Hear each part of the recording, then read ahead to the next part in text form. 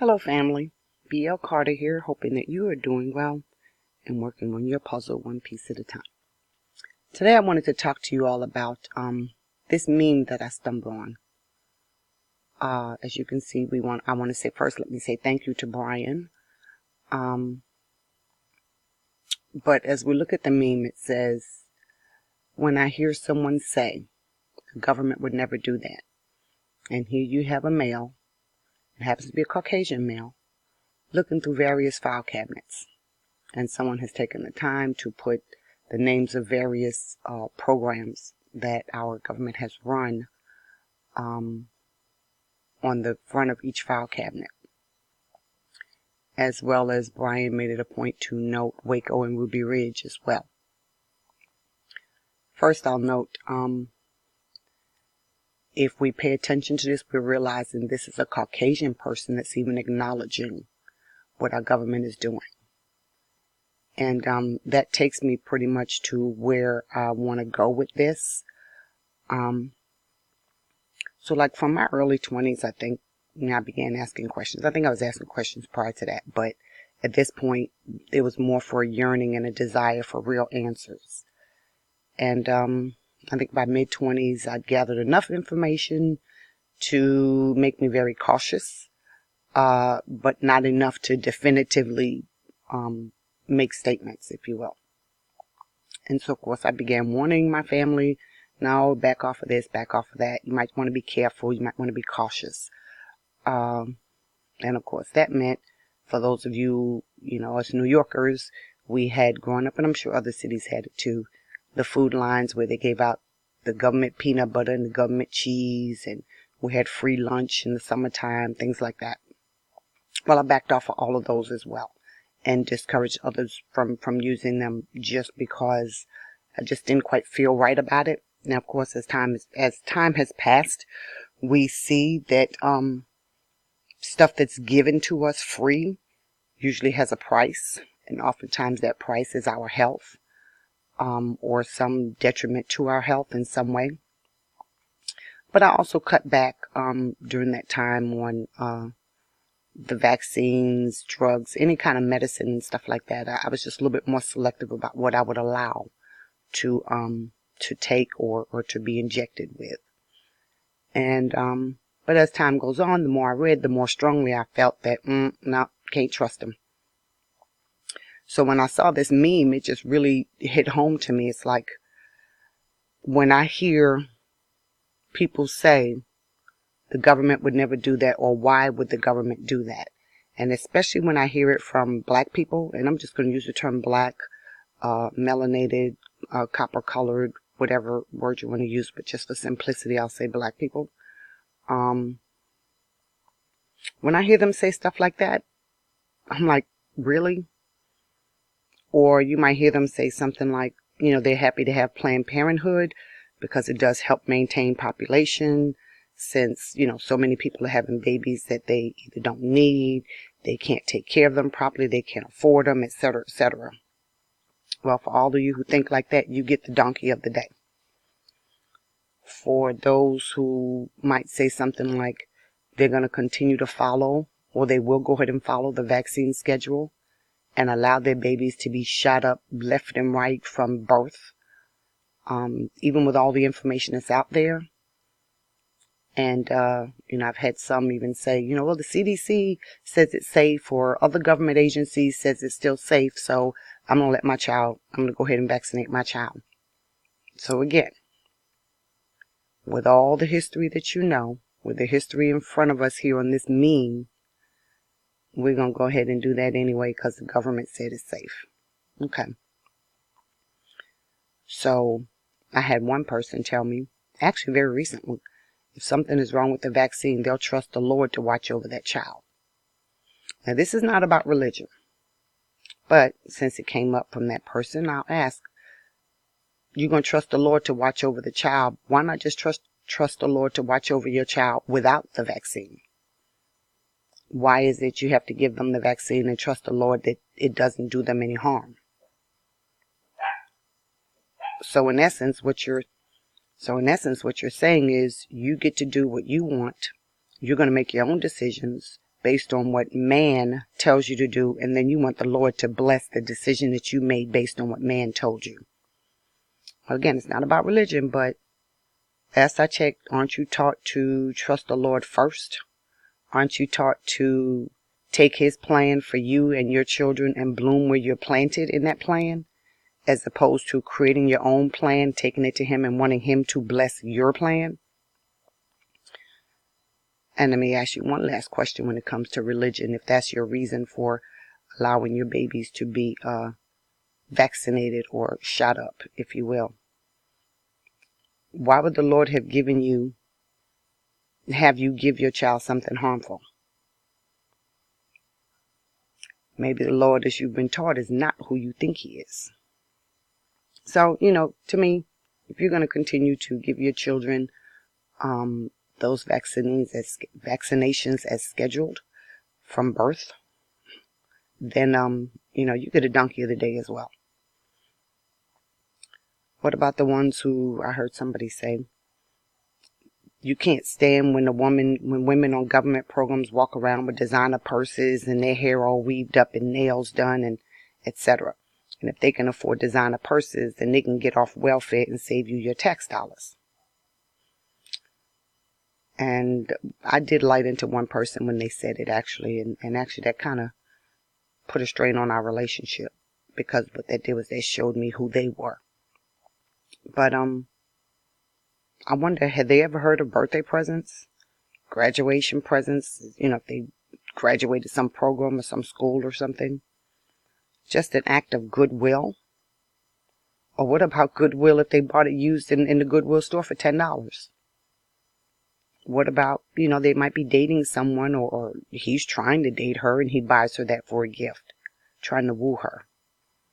What about maybe it was a hand-me-down from, somebody that she knows, or, whatever. Or what about good old dumpster diving? I heard in the right neighborhoods you can get some good stuff diving in those dumpsters. But to assume that she is getting your free tax dollars so she can go out and buy weave and designer purses and keep her nails done. Really? Let me ask you this. How many kids want their moms to be honored, and, the kids will work and they'll save up all their little monies, birthday, Christmas, and, whatever they can do to scrounge up and buy her something nicer than what you think she should have. So you think she's just freeloading because she has a nice purse or has her hair done or whatever the case may be. But turns out maybe her 10-year-old son and the 15-year-old son have been working, cutting yards and whatever, because they wanted to buy her a nice purse for Christmas. Now, this is not about whether they should be celebrating Christmas or not, because here in America, Christmas is commercialized. People do it. So the concept is the children are doing something for her. They want to see that big smile on her face. But if she dares to carry the gift that her children brought her, then she's subject to be accused of being a lowlife or lazy or just trying to get free money. Oh, here's another one. Is it possible she had these things before she got on the program? I mean, is it possible that she worked and she's now in transition between jobs and it's taken her 6 or 7 months to get a job, but she's got to keep her hair and nails done. She keeps a nice purse because you never know when she's going to hit an interview. She may get a call at any day now. She's got to be on point and ready to go. So she's supposed to sit at home looking like any old thing. And then when the job interview calls, they call her for the interview, then she's got to scramble to try to get ready to be presentable. Think about that. What about, even for the ones that do wear the weave? Now, I don't know all these prices because I'm told they're ridiculous, but let's assume she spent $50 for some weave. Last I know, you can wash that stuff and condition it and curl it and do all kinds of things with it as if it was your own hair. So, suppose she got $50 for a Christmas present, a gift card, and that's what she bought with it. She sews it in herself and she washes it and keeps it on point, so her hair is always ready anytime the interviewer calls. Now, weave and identity is a whole nother issue. That's a separate video. But the mere fact, I'm talking about the people who want to judge her if she's wearing it, assuming that she's, fitting the stereotype of fingernails, eyelashes, weave, pedicures, purses, and getting government money or your tax dollars. So, but don't come at her about not embracing, her blackness or her heritage because she's wearing a weave. Because the very words out of your mouth are dishonoring her blackness and her heritage. The very words out of your mouth, when you want to put her down, they're ascribing to the agenda. The agenda by those people to keep black people in certain positions. So if you want to come at her like that, you might want to think twice. So when I see and hear these things, I remind the speakers that, their government has done a great job brainwashing them and pitting them against their own. And I usually get why would the government do that? Or, oh boy, here we go again. Now we're going to blame the government for everything, or the white man for everything. Well, I'm here to tell you, government, white man, Caucasian, whatever word you want to call it, they're all at the very root of why blacks are where they are today. I didn't say they're the total reason. I said they are at the very root. Because they trained them to do what? To be pitted against each other as enemies. They trained male and female, mother, daughter, father, son, brother, sister, sister, sister. They trained us all to be pitted against each other and constantly fighting each other. That very same government, Caucasians, they're the ones who put the blacks and continue to keep them in disadvantaged positions, from education to housing to health to the finances to the legal system, just to our very culture. And what do? After they get them in those disadvantaged positions, then they give them solutions which on the front end seem to help, but those solutions are really set to perpetuate their agenda, perpetuate is an okay word, to follow through with, to reinforce their agenda. Those solutions won't really help in the long run. It's a Band-Aid. It covers them for the day, and that's it. What else did the government do? And I guess this is the crux of it. They demolished, destroyed, tore down the very identity of who blacks were as humans. And when you do that, when someone's identity has been torn down, erased, stripped away, how do they have hope? That's a struggle in and of itself, just to regain the hope. Now, blacks, on the other hand, I'll give you this, they help to stay there where they are by doing just what you did. When you judged her, let me correct that. No, not when you judged her. When you rejected good information or knowledge that would allow you to act differently, you chose not to. You chose to dismiss it and say, oh, government would never do that. Government has nothing to do with that. It's all on you. Now we continue to perpetuate their agenda by what? We continue to stay pitted against each other. The information is coming at us left and right, but we stay pitted against each other. And as what you just did with the woman in the hair, you blame her for her own problems. Oftentimes we will hear black people who have arrived or semi-arrived or in a little bit better financial position than some others will say, those down there, or those in the projects, or, in the hood, wherever they are, you're the reason why, you are where you are. You just need to get up and go do. And it's not that simple, because everyone wasn't born with a silver spoon. I'm sure you weren't either, but there are a whole lot that wasn't even born with a wooden spoon in their mouth. So it's not as easy as we want to say. But at the same time, while you lay in all these judgments, and why we blacks are continuing to perpetuate an agenda that's against us, we're refusing, I won't say we because I'm not, but we collective, refusing to put in real time and effort to understand at a root level, at a minute level, cellular level, whatever you want to call it, how it's perpetuated. You got the Bougie Blacks. We ain't even gonna go there, but well, here's something for you Bougie Blacks. In case you didn't know, white folk all over the U.S. are waking up to realize the same shit that's been done to us all these years is being done to them. They're finally waking up. So if they're waking up to it, and that's what this picture shows us. It shows us a white male very much aware of things that the government has been doing. So if they can see it, I don't know how the heck y'all black folk can't see it. That just don't make sense to me.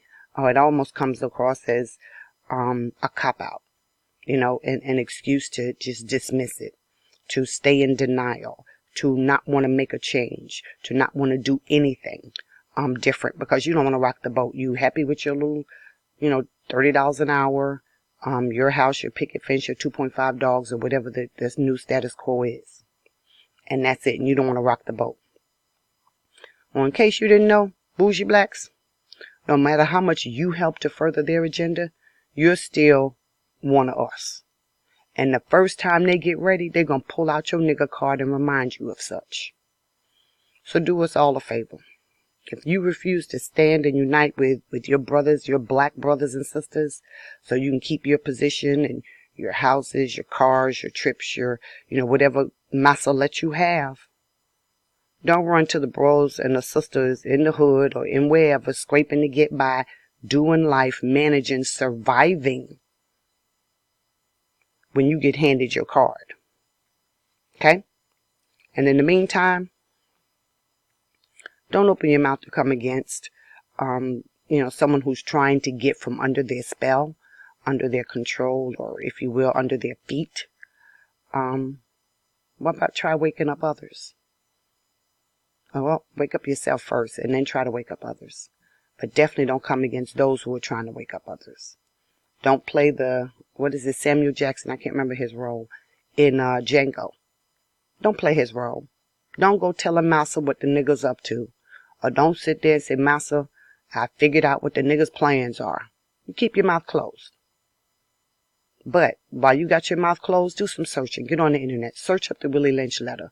Whether it's fact or fiction, the message is still on point. Search up all the programs you see here in this meme. MK Ultra, Tuskegee Experiment, Poison in St. Louis, Poison in Foster Children, Operation Mockingbird. I mean,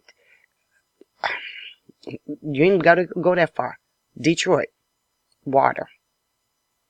I'm sorry, not Detroit, Flint, Michigan, the water. And so when you're searching up all those programs, the various agendas that have been in place to destroy us, to destroy humanity, to just from every angle, from the music, education, healthcare, housing, finances, just all the way around. When you finish searching all that up, then you tell me again why you find it so hard to believe that your government has your best interests and will never do anything intentionally to compromise the life, the liberty, or the longevity of you, of your family, or your people, period.